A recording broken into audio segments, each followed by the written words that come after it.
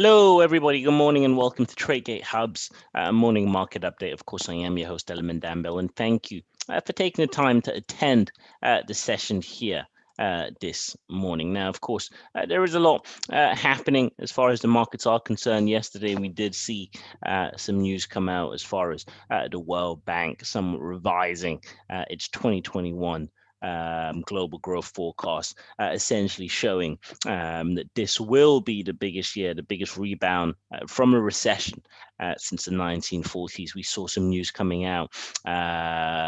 As far as, of course, in the UK as well, there's been news coming out everywhere, and of course, the markets have somewhat reacted. So we will be going through this and more in today's session. Before we do get started, just please do me the favor of, as always, going through the risk warning, which should be there in the description. Of course, we will move forward with the session. But starting off, interesting. Bitcoin is definitely one we do have to start off with. Of course, we did look at this on Monday, but yesterday the news came out that, I don't know, close to $30 million in Bitcoin was seized in somewhat of a sting operation by the FBI, in which a lot of criminal organizations were targeted and a lot of hackers responsible for the colonial pipeline hacks were somewhat, I don't know, taken off the grid and stuff like that. And essentially what we saw Bitcoin prices drop by close to 10% yesterday. And again, guys, it goes back to what we were saying a few weeks ago. It goes back to what we were saying on Monday as far as the market's consolidating. And now I had no idea. I don't know. I wasn't undercover in this operation with the FBI to know that amount of Bitcoin was going to be seized. I didn't know that operation was going. I didn't know the details of that operation was going to be released. All we knew, and it was clear as day, that Bitcoin was somewhat consolidating, and the markets weren't essentially, I don't know, moving in the way in which a lot of people who were optimistic on a bull run in Bitcoin were. We knew this was going to happen. And again, not only has this consolidation continued since we had the session on Monday, we've seen the markets fall low. And of course, if you remember, we said we see the possibility, and I still see the possibility of this going to as low as 29,000. Of course, you can see some uncertainty. The markets have tried to rally above that level, but I still believe we could be heading for that floor, because it is that floor where we see the historical buying really take place, especially if you switch time frames and zoom out. You just see that 29 level attempted to reach, and maybe, to be honest, maybe that is the move. Maybe the move may not be for it to reach it. Look at the RSI, you could see it came close to that level as well. Currently at 33, went to as low as 30. So maybe that move has already occurred.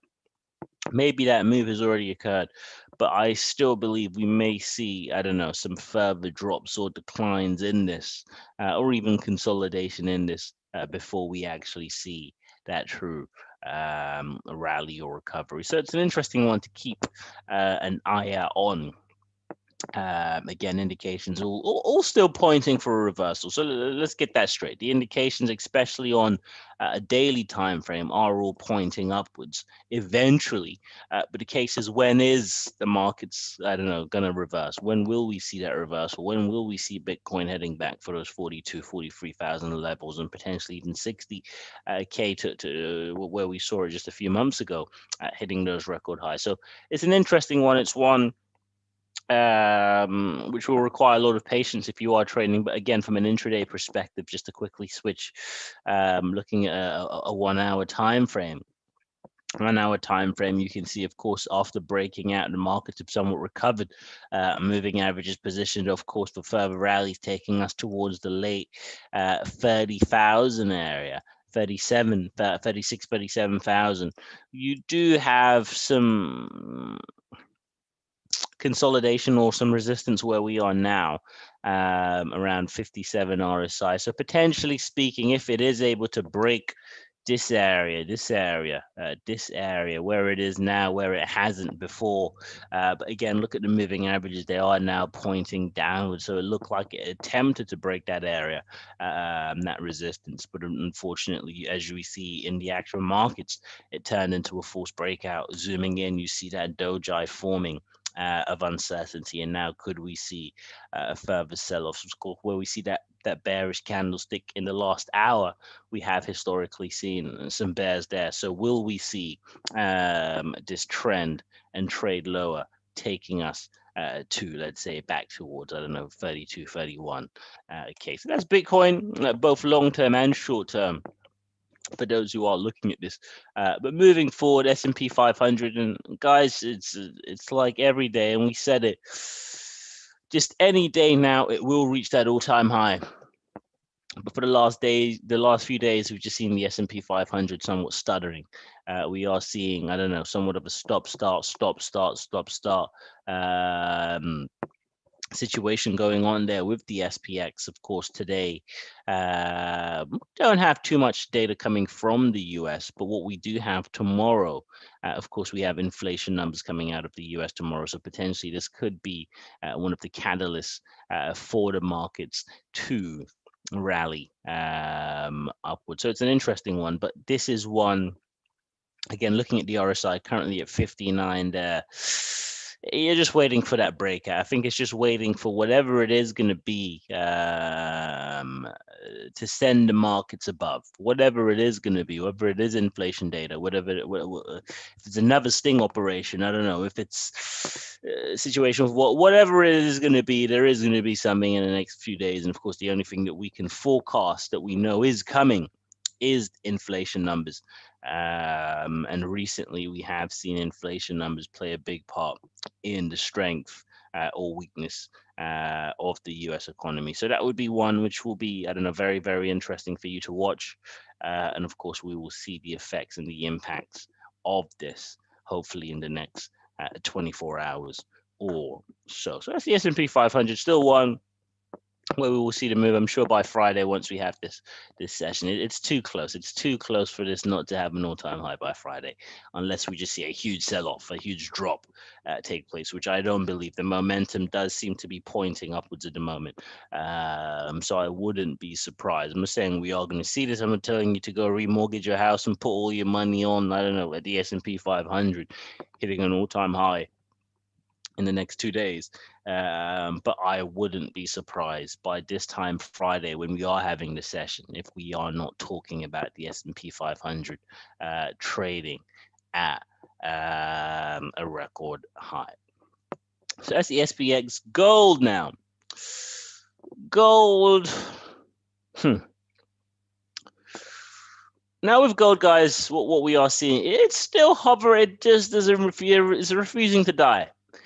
Gold, for whatever reason, it's probably the same reason we haven't seen the S&P 500 really go ahead and not only reach that all-time high, but absolutely shatter and break it. It does seem to be a correlation there, because of course we know once we see the S&P 500, typically speaking, once we see, I don't know, a stronger US indice, of course, the S&P, the reason I always talk about the S&P, not the Dow, not the NASDAQ, of course we can, and of course we will in some instances, but generally the S&P 500 is the benchmark index there in the US. In the United States, the S&P 500 is seen as the granddaddy, quote unquote. So when you are looking at the US and you are looking to gauge how the US is doing from an economic perspective, you will typically look at the S&P 500. So when investors are investing in the S&P 500, typically they move away from safe havens like gold. But at the moment, gold prices, even after dropping by over $30 there on Thursday and Friday, due to the weaker than expected non-farm payrolls numbers, they quickly recovered. The market saw, okay, even though we are, I don't know, somewhat, I don't know, shortchanged as far as the NFP, it is still growth. And that essentially saw, I don't know, gold prices immediately rebound, going back towards those mid and late 1800 areas. Now the question is, what next? What is going to happen for gold? The last few days since then, you can see it just somewhat stalling, consolidating. Are we going to see another drop off? In a sense, it's what I'm waiting for. But if you look closely, look at that RSI level again. So that resistance was held, in which we had there at 64. The question is, now it's at 60. Is it going to be heading towards the 54 levels? If that does happen, of course, we're looking at 1861 gold. And of course, if it breaks 54, you're looking at probably 1820 gold. So it's an interesting one for us to pay attention to. But again, I think it is anticipating news in which isn't easily forecastable. We're looking for a surprise. We're looking for a bang. And as far as tomorrow's core inflation numbers, it does seem, of course, we have the ECB press conference coming as well as interest rate decision. Of course, that may not have too much of an impact on this. So I think by tomorrow, we may see some stuff happen. But guys, let me ask you guys the question. For those of you who are attending this session, of course, you have the ability to access TradeGate Hub and type away and things of that nature. So just type away. For those of you who are, I don't know, somewhat paying attention to gold, for those of you who are paying attention to gold, what do you believe as far as gold moving forward? Do you see this as being bullish or bearish? Are you looking at bullish gold or bearish gold in the next, I don't know, 24 hours? By the end of the week, are you going to see gold trading higher from this position or lower? Just type away. I'm very interested to see what you say.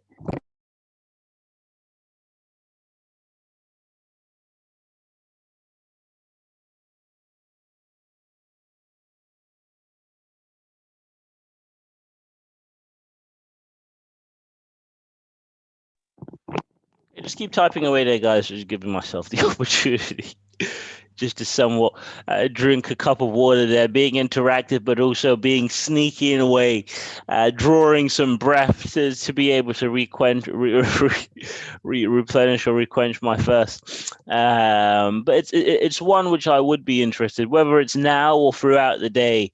I will be checking TGH. So just if you are looking at this recording later on as well, please at me and just say what you believe your forecast for golds are going to be for gold will be over the next few days. Do you see this heading towards, I don't know, above 1900? Are we going to see this actually break 1917, or are we going to see this head towards 1861? So just type away at some point today, and I will get back to you there on TGH. Okay, so gold. Now if we switch gears, moving into the forex side of things, of course, earlier on today we had the numbers coming out of the decision coming out of Australia, interest rates,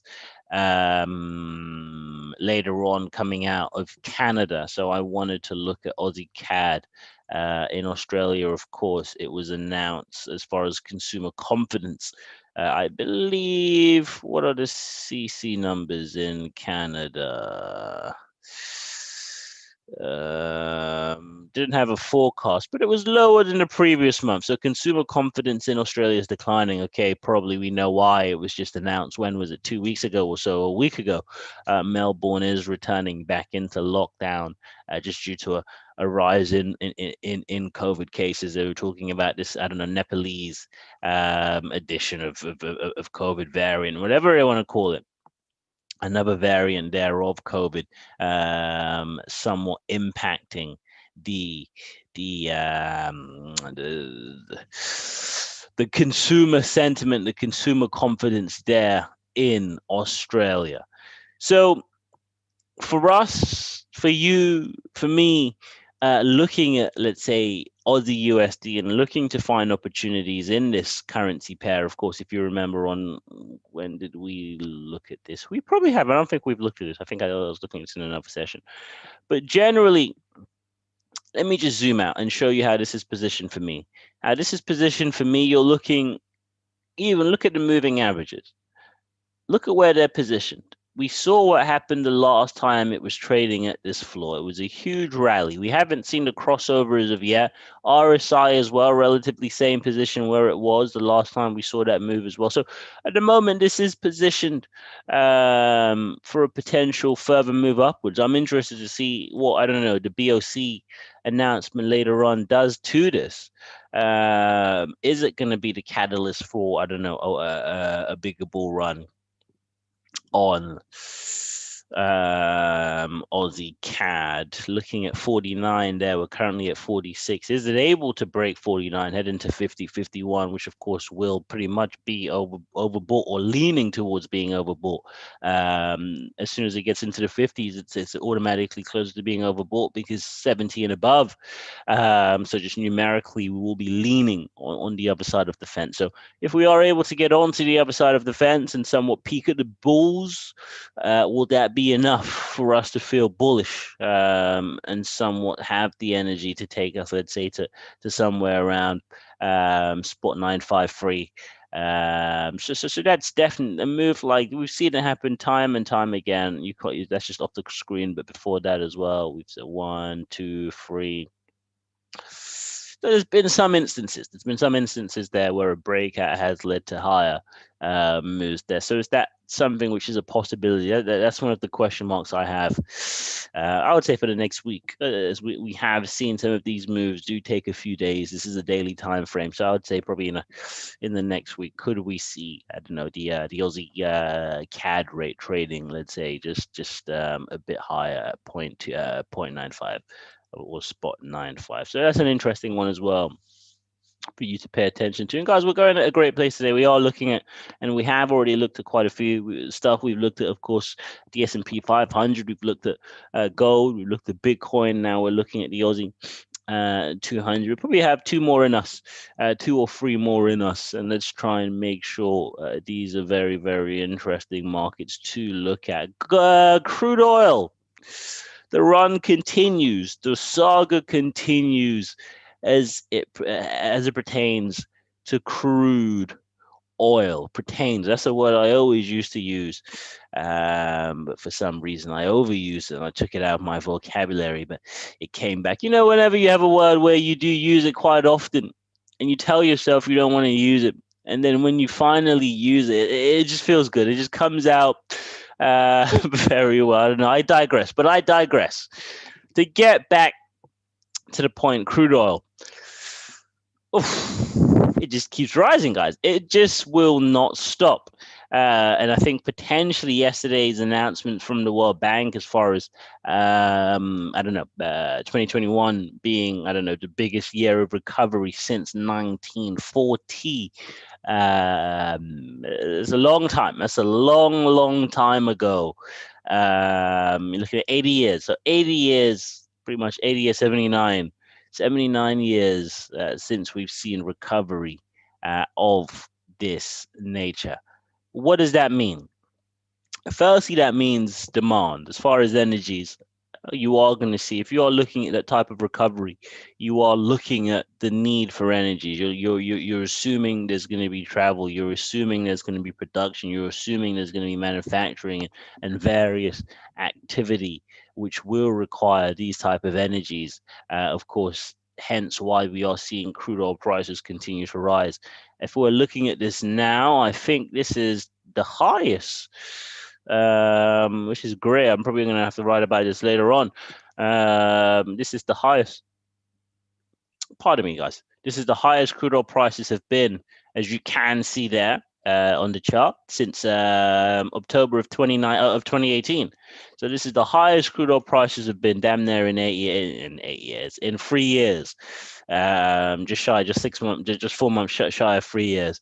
So it's been a while. So 4 months shy of 3 years, guys.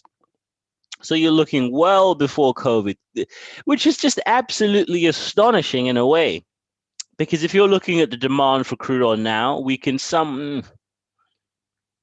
I was going to say you can somewhat cut, because there's no way.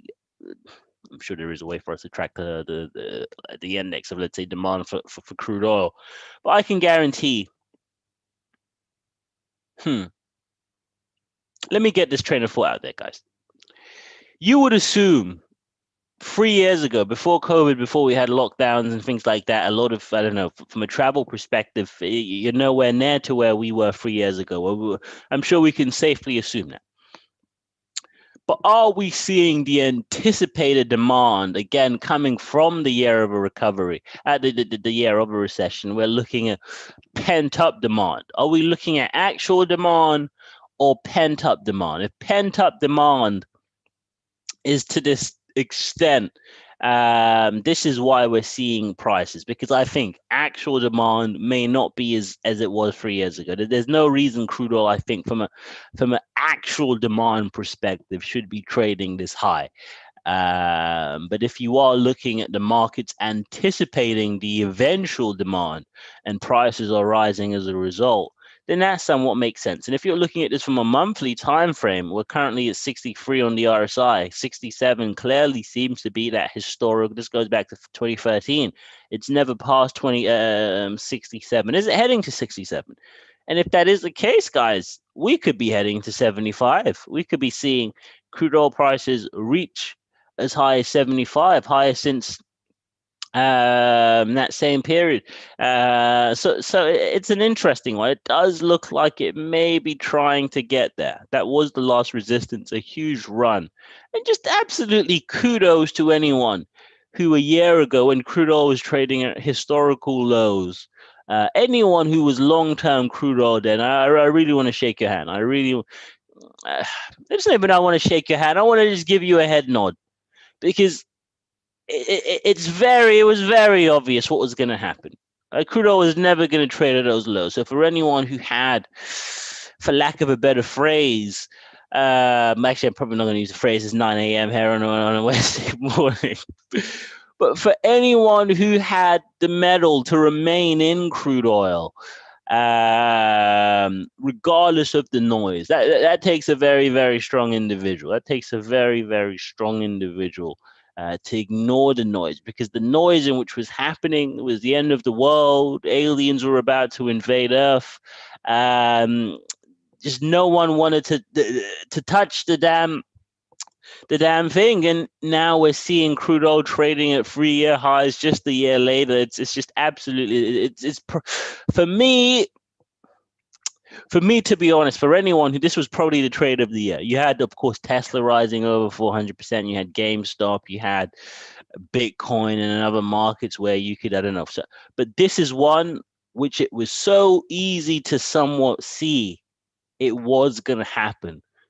But I'm sure a lot of people may not have put themselves in. But in a way, you should.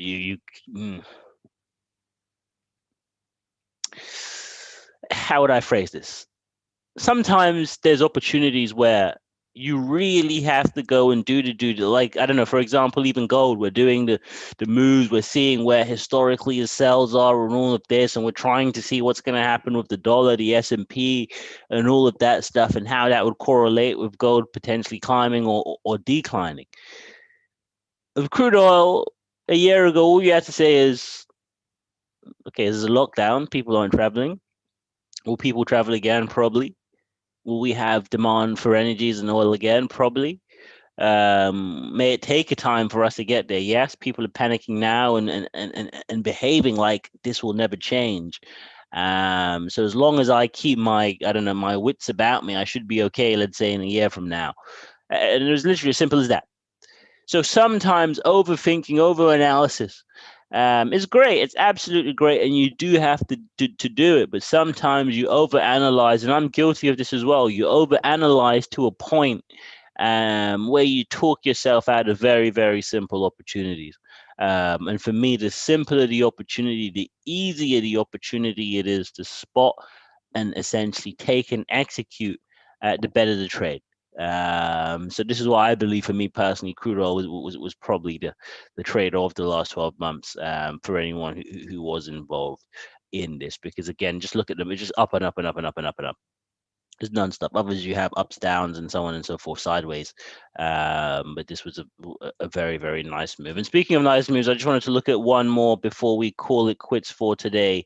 What did I want to look at tomorrow? Okay, so ECB tomorrow. So I wanted to look at the euro. What will we look at the euro with? Euro USD looks absolutely. Let's actually bring it up. We probably have to look at Euro USD actually. So with Euro USD, it was actually Euro GBP. I was looking at a Euro GBP chart the other day. I'm not sure if any of you have, and it just made me absolutely sick. It was I shouldn't be describing markets in that way. But looking at a Euro GBP chart, you just saw absolutely no move. It was just like little dots and incremental moves here and there, and it's been like that for the last 3 months. And from a trading perspective, unless you're really into those very, I don't know, minuscule small intraday moves, which I'm personally not, which is why I try to avoid markets in huge bouts of consolidation. And maybe Euro USD is about to be one of those markets, because from March to April, from March to May, we saw a huge move. 117, of course, all the way to 121, which was a huge move, but also somewhat predictable, because history showed us back in November of 2020, it did a similar move, came back down, rallied immediately.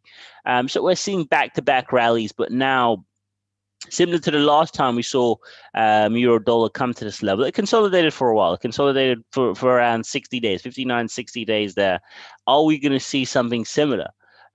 So far, it's been at this level for around 35 days, 33 days. Are we going to see it continue before we see another fall? I think we may see a rise before we see a fall. At the moment, it's trading at 54 RSI, 57 resistance. If it's able to break that 57 resistance, could it head to 67? What would 67 look like from a rate perspective? You're probably looking at 122, 123. I'd say 122, somewhere around there, actually, no, probably more than this. Around 122, 123 on the RSI. I beg your pardon, on the Euro USD rate. Could it be heading to those levels? I believe so. I believe it could, but again, with the dollar, I think we're waiting for tomorrow. Tomorrow will be one of the catalysts, I would say. Tomorrow will be one of the catalysts, especially with everything going on in the US. I think we're just waiting to see what will be the straw that breaks, quote unquote, the camel's back. And of course, inflation numbers, again, as we said earlier on, could potentially be the first sign, the first indication of what is to come for the rest of the month. So guys, as far as the rest of the session, that is it. It's been a great session. Apologies about any underage people listening and for my profanities, even though I tried not to. But guys, it's an interesting time to trade. It's an interesting time to be a part of the market. It's an interesting time to follow the markets, and there's no better place for you to do so than TradeGate Hub. So please ensure you're signed in. Please ensure you're looking at the sessions later on. Huge session coming out of the US later on. Mike V will be on, of course. Dell will be on as well. So do ensure that you look out for those sessions. So guys, that's my time. I will leave you to it. Enjoy the rest of your day. Enjoy the sunshine. Keep up to date with the markets, and I will see you on Friday. Take care. Bye-bye.